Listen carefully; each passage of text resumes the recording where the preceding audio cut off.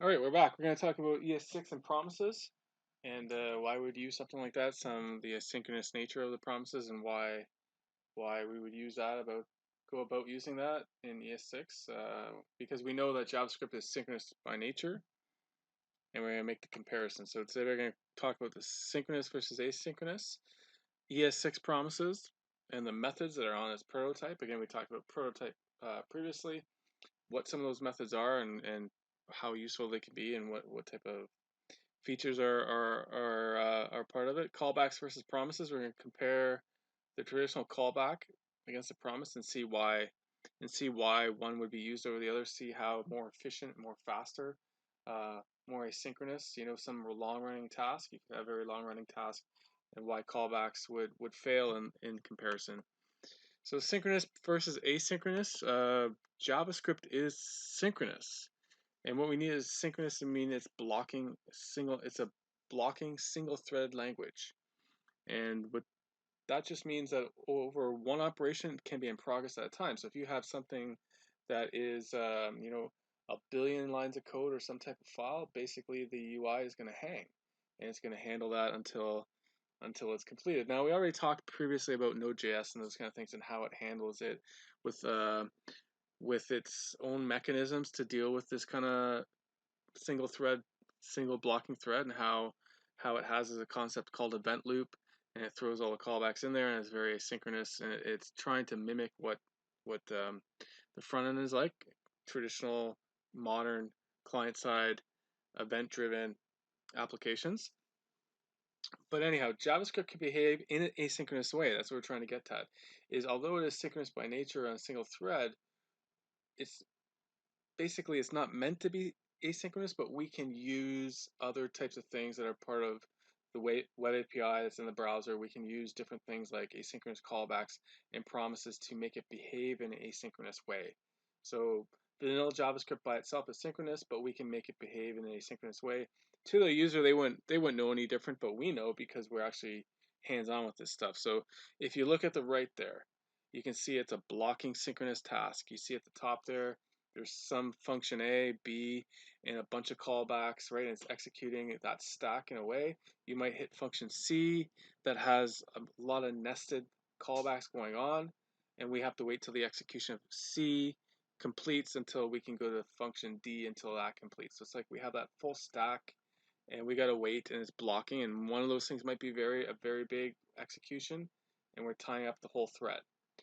So we don't want that, right? So we can do something with using callbacks.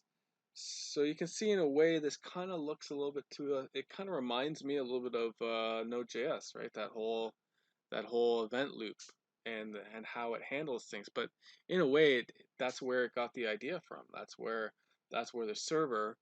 That's where when they created the server and Ryan Dahl said let's make a server that is asynchronous like the UI. They're basically trying to recreate this kind of approach here, this architecture. So earliest and straightforward solution to being stuck in the synchronous world was using asynchronous callbacks. So if you already in Node.js, you know all about callbacks and how we use them.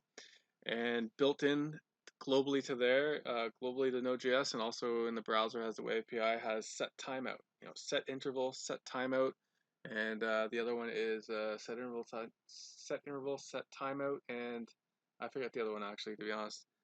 It'll come to me in a bit. But anyhow, this is a way after a certain period of time or on an interval, we can defer execution to 5 minutes from now. So you basically, if you have a very big payload, you can basically say, okay, I'm not going to execute that now, that big database query, not from the client side, I'm thinking Node.js, but you could offload that big query to another time and then keep working and handling requests. And when that actually comes back, that big query, the callback will be triggered and then it'll come back on the main thread. So you can mimic that by using callbacks and set timeouts. So it's a great solution, but you can't predict exactly when a function C will resolve. You have to nest all of these things. So that's true. So if you look at function C there, and I'll use my laser pointer because I got a laser. If you see this here, you don't necessarily know when this will come back, if at all. This could come off and come back in a day later. So, and then what happens is you could have dependent functions inside of there. So this callback could go here, and then it may not be it may be triggered a day later, but these things may be dependent on something else, outside of this that could tie up the whole thread again in an indirect way. So it gets really, really messy, really, really fast. And there's something called callback hell, which means nesting. We'll look at that. But anyways, I just wanted to look at this because it does have a concept of an event loop on the client side, and this whole stack does remind me of Node.js. So I just wanted to bring that up. All right, so when we let me just turn this off here. Asynchronous programming is common to JavaScript animations, server requests, page loading, things like that. Ajax data, asynchronous data loading in behind the scenes while we have a lot of interaction, right? And we mentioned the callback, but the main problem is that there's only one callback per async task. Another problem is the nested callbacks get messy. So here we're looking at this, and what we wanted to show quickly to illustrate this is you have only one callback function. So you have a function callback and you have a set timeout. This is what I'm trying to get to. You have a set timeout that you're deferring for 5 minutes, 5 hours, 5 days, but it only has one callback, right? You can only do one thing. So when it gets so the problem that happens is that if you want to do multiple related things, you have to wait till the first one to come back, then you do the second one, and you do another one, right? You don't do it in a parallel way. An example is I actually did something like this. And the code is still there, so you go to e-commerce checkout, you check out, and while that thing's processing, I do a timeout because I didn't do it in an asynchronous way. I used a timeout for I estimated 5 minutes. During that time, I would say write the order to the database. When it comes back, send the email out to notify the client. When it comes back, then maybe trigger something else, and so on and so forth, and finally redirect the client to the next page. But I had to estimate that it was 5 minutes, and then I threw up like a big graphic to say it's spinning, but sometimes it may finish quicker. Sometimes that transaction to the e-commerce site might take longer. Then you get in a weird state and you wonder why it failed. So this is what we're trying to avoid, this callback hell, right? You fetch an order and you fetch a user and you fetch a company. It's kind of doing this kind of like pyramid thing, and we want to get away from that because that's called callback hell. And there's a solution to that. So it's called async programming. So ES5 tried to take a stab at this, right? So we're familiar with this from Node.js listeners. So they tried to do this dot on and dot emit kind of thing where you're registering when it's done, right? So you actually have listeners that would trigger something, and then when that event triggers, it has one callback only to handle, right? But the problem with that is there's no reaction when an async function ends before the listener registers. It's hard to debug, right? So if you register something, you have a set timeout, and then it ends, like there's a problem there, right? So that was the second attempt. So the third attempt at the ES6 was this concept of, oh, let me step back a bit. So we're just showing the runtime here again. So again, I wanted to show runtime because this shows exactly, what we were talking about before. So you have the runtime there, and it's interesting because you have the call stack, and what happens is the call stack, which is like a stack, it basically puts all the functions in there. So you may have a function invocation, you may have an object invocation, you may have something else happening, and then you see the set timeout. The set timeout defers. So a lot of these things like set timeout come from something called a web API. So JavaScript itself doesn't have it. It has a web API, a thread pool. So you can have this kind of asynchronous nature. So set timeout throws a task on the web API thread pool. When that's finished, and it has a concept of an event loop that's looking for the callbacks to be finished, then throw it back on the main thread, and then execute it. So this runtime architecture, is very familiar to Node.js, very familiar, right? It looks very similar because it's just they're mimicking.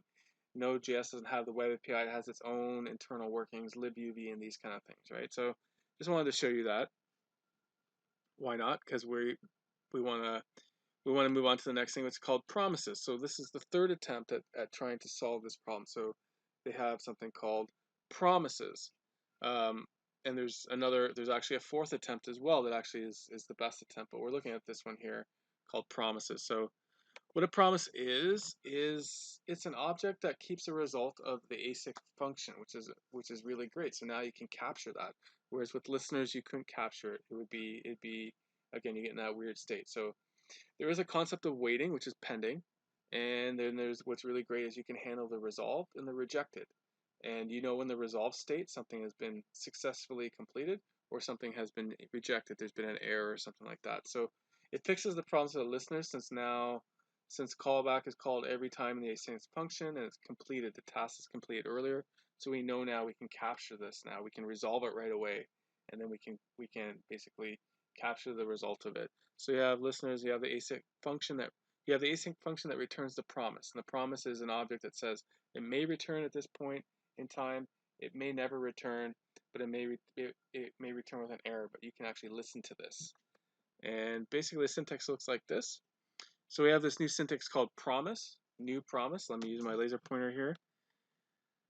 All right, so we have this concept, and I'm going to look at a code. I'm going to look at some code example of comparing. It's going to be interesting comparing callback to function a little bit and see the execution. It's not just going to be all slides. I'm going to show that function, that comparison. So you have this new syntax here, new promise that has a callback function that has two objects, resolve and reject. So it goes and does a thing, maybe something asynchronous. When it returns, so this is basically, sorry, this is how you set it up. My mistake. The listener would then handle that. So internally inside of your promise, you do something, and then if everything worked out, whatever your logic is, you resolve it. So you resolve it, and that will return the object in a resolved state. Otherwise, you reject it, and most likely you reject it with you put it in a rejected state and you put an error, and all of this here inside of the object will be returned as a promise. Call back to the caller. So you have this kind of path here. You have wait to this thing that you have the value fulfilled, or you have the error rejected. So you have two paths there.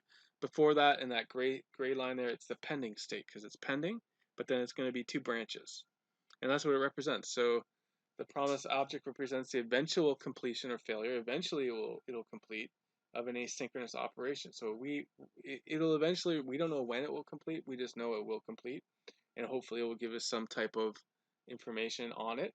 Um, First, we need to declare that new promise object. Then we need to pass in the two constructor objects. The callback function right here is the successful completion of the work. The callback function handles the case also when the error occurs, which is very valuable if you want to then use the dot then. So this is the chaining part. This is what's great about it, is if you've noticed this before already and you didn't understand why, you have the syntax, it's that dot then. So it returns the promise and the two arguments, callback function for the success or failure. So here we have a simple promise that has a callback that just resolves right away. And then we can handle it in this way, promise dot then. This is the success, right? The success is returning right away because it's resolved right away because the promise is not doing anything. It's just resolving successfully. So we can do promise dot then. We know right away it'll return success. We console log it. So there's not much happening here. We're just showing that we can capture that resolved state. All right, so promise chaining. This is really great because you can actually chain this stuff, right? You can do something called fetch, which is like a HTTP GET for a web API, and you can do something. You can chain these things, which is amazing, right? In the callback, so you could do that then fetch something else, more stuff, and on that promise, you can do dot then function succeeded, or you can do the error, rejected response with console log the error. So we do this thing called chaining, and then resolve and return. So that's a very good concept of that. It's a little hard to actually debug some of this stuff, to be honest, when you're chaining, but there's other ways to get around that. All right, then again, we're just talking about the rejected state. So we could reject something right away. Promise.reject error. So we reject the whole promise right away, and then we handle the resolve rejected in one kind of statement. So again, there's a resolve. So we have the reject, we have the resolve. The resolve method returns a promise object that resolves with a given value. So you can return a promise, and you can do another promise, and you can keep chaining it. The thenable, you can keep following the thenable and create like that chain. But however, there's a warning there. do not call promise resolve on the thenable. That resolves itself. So you can get in this weird state that calls infinite recursion. If you resolve a thenable, it gets in a very weird state. So just there's caution there to know that this is not perfect. If you don't understand that, just know that this in itself is not a perfect solution. But basically, you have the promise resolved right away, and then you dot then. You expect the result to be 1, 2, 3, and it maybe is, but you want to make sure that you're not getting into this kind of infinite loop here. All right. You also have the catch and finally on there, so there's not much here. You have the then, you have the catch, and you have the finally. So catch obviously deals with the rejected cases, has the error. Finally is when the promise is finally settled. It's either fulfilled or rejected, but cannot. This specific callback has already been executed. So again, it reminds me like of C sharp or Java. You have try catch, you have the finally, right? So here we have something fetch. It's loading. You have the thenable for the success case. You do something here, return JSON. Inside, if you throw that exception, then the dot then may process it further. Otherwise, it'll catch that throw an exception. It handles that thrown exception, and then after all of that is all completed, it has a finally a case that will actually set the is loading to false.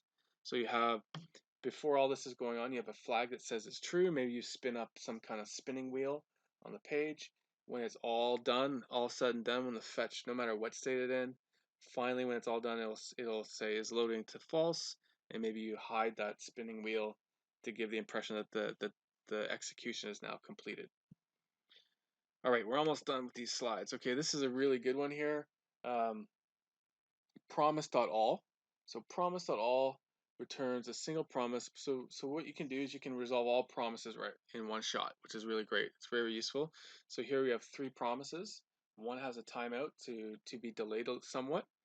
And basically you say promise.all, and it'll go through all the promises and wait till all of them are resolved. The first 2 will resolve quick.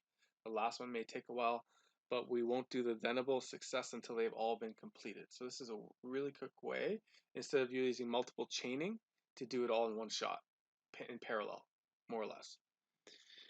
All right, one more thing we want to talk about before I do a little code change here, a little code demo, which is nice, to be honest. It's callbacks versus promises. So we want to look at why we'd use this stuff. So callbacks versus promises. So one callback function only.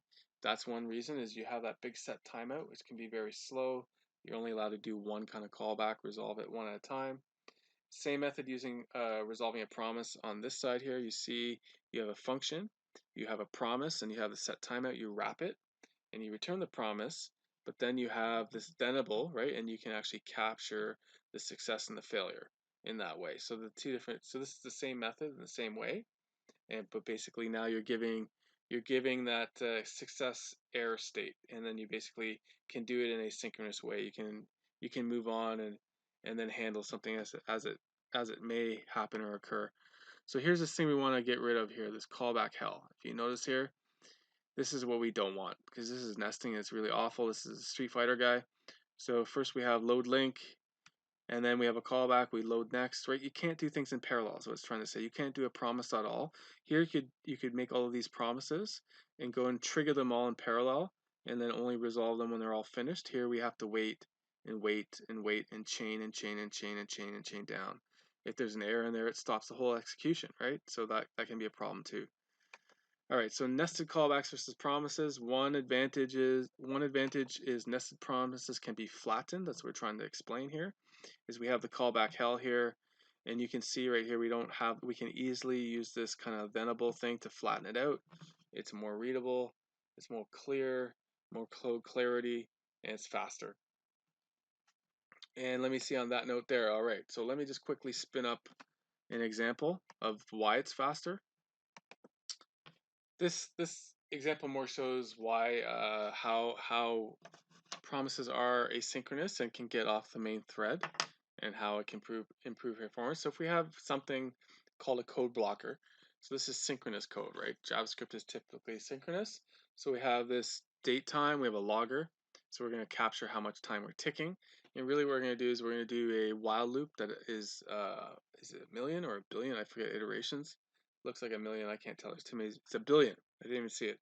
Billion loops. It's going to go while loop. So we're going to do synchronous. and then we're going to call that. And basically, it's going to wait. It's going to keep iterating over until it's finally done. It may not. It may not take too much time, but it is a long time in programming. In programming timeline. So if we hit this, it's going to run synchronous.